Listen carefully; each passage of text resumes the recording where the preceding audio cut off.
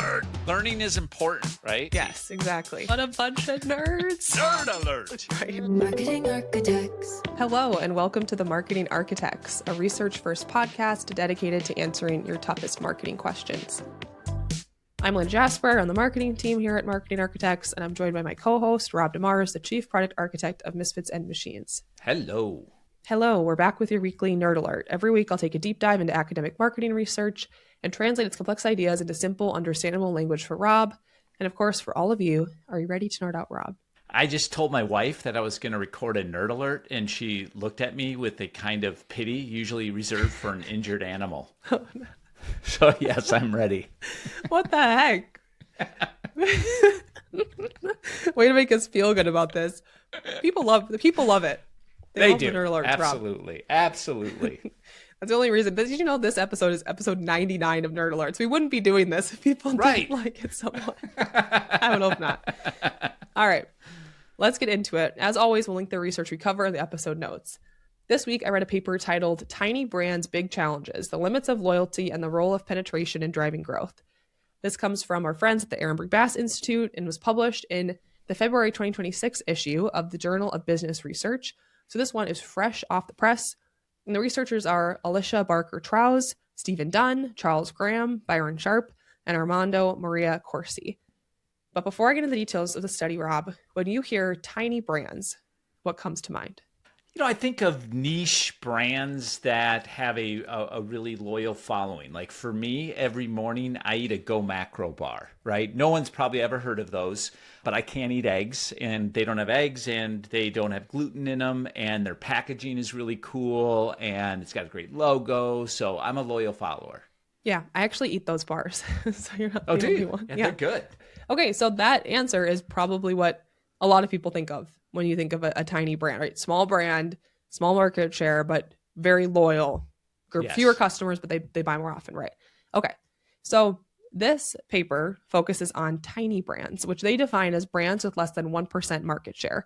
So fun fact, more than half of all brands in most categories, they fall into this bucket, and they're usually ignored in research. And the big question of this study is, do tiny brands behave differently from big brands when it comes to growth? Because this comes up a lot. I don't know if you've seen this type of conversation on LinkedIn, Rob, but when people bring up how brands grow and these principles, one of the most common replies you'll get is, well, this only applies to big brands. The book only looked at big brands. It didn't look at smaller brands. And if these don't hold true for smaller brands, that's kind of a problem because, like we said, more than half of brands have less than 1% market share. So a lot of marketers, we're not all working on Coca-Cola. Now, a lot of us are working on smaller brands.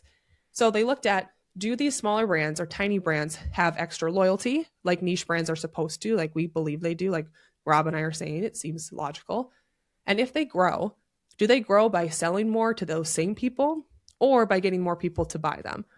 So to answer this, the researchers analyzed 5 years of household panel data in the Netherlands. They looked at over 400 brands across 20 consumer packaged good categories using, we've talked about this before, the NBD Dirichlet model. Isn't it fun? Fantastic. To talk about that model again. We covered that model a lot. Yeah, NBD Dirichlet. Dirichlet. Okay. Rob, what do you think? Do you think that tiny brands have more loyal customers than large brands? You kind of already answered this. I absolutely do. I mean, I just think that, you know, people want to feel in the know on something. And when was the last time you sat around and been like, hey, man, I sure love my Coca-Cola versus, oh, I've got this new thing that I'm trying out. I really love it. It doesn't have eggs in it and da-da-da. And it's like, you want to feel like you're in the know and you kind of take it on as a part of your identity. So yes, I think they're more passionate. Wrong. You're wrong. Dang, nabbit.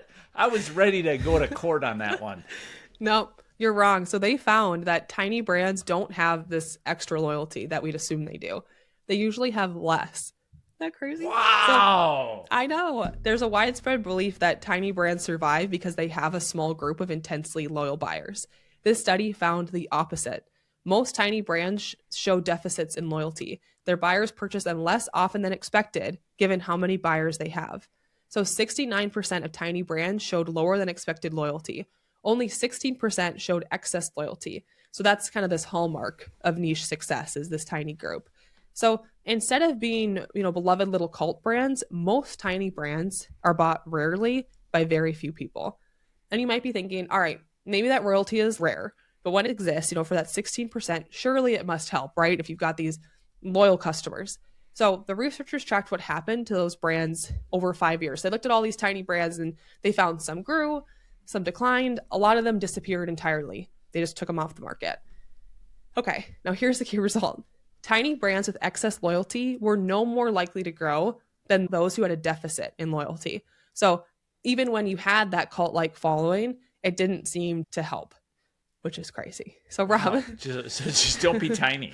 right? Literally. But what do you think is the best or most efficient way then for a tiny brand to grow? Well, I'm still spinning on this one, but I guess I always love the story of when we've talked about it before on the podcast of Harley Davidson, where you really speak to the tribe, but you're speaking to everyone when you're speaking to the tribe, and everyone else kind of comes in. So if you have this kind of niche positioning like Harley Davidson did to the Hells Angel crowd, but you're really casting a wider net, especially we love broad media, right? You're casting that wider net, and it becomes this campfire approach where people are listening in.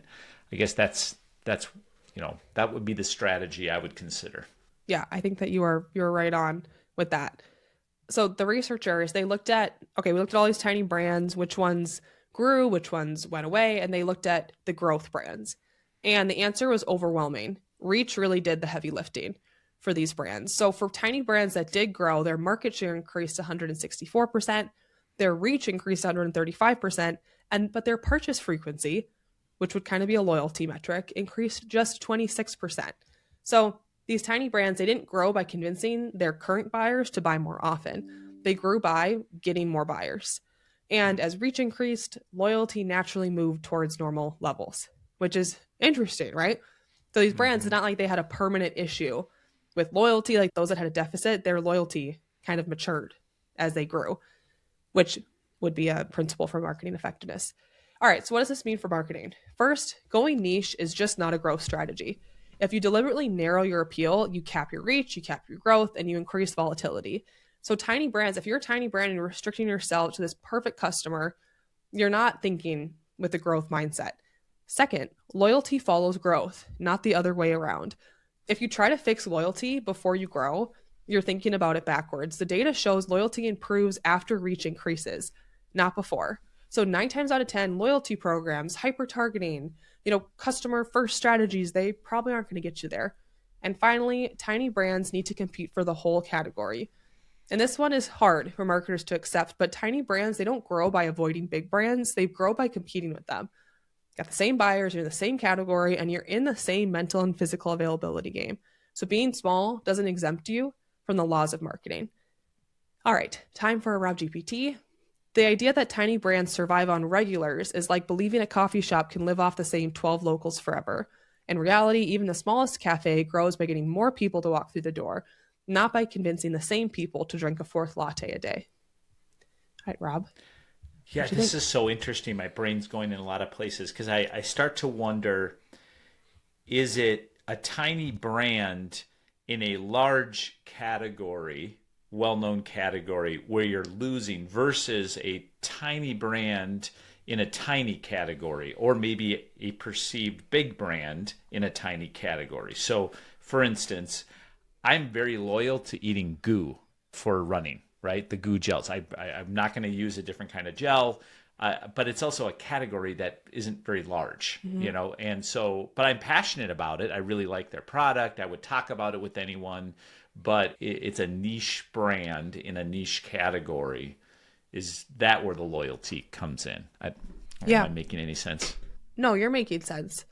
Yeah, I'm not sure about that. I think if you're a brand in a brand new category and there's less competition, it's going to be easier to grow your market share in that category. Right. If it's more nascent, I know too that a lot of times it's hard to grow because there's a lot of advertising competition for your category as well. It's going to be harder to enter the national insurance category and try to grow your share of voice because it's so crowded out there. But if you're creating a brand new category or you're one of the first to market in running gels, probably easier to steal away market share. I know that when we had Dale on the podcast, he was talking about how it's really hard to grow in general because it's not impossible, but it's hard because you have to sort of outspend your share.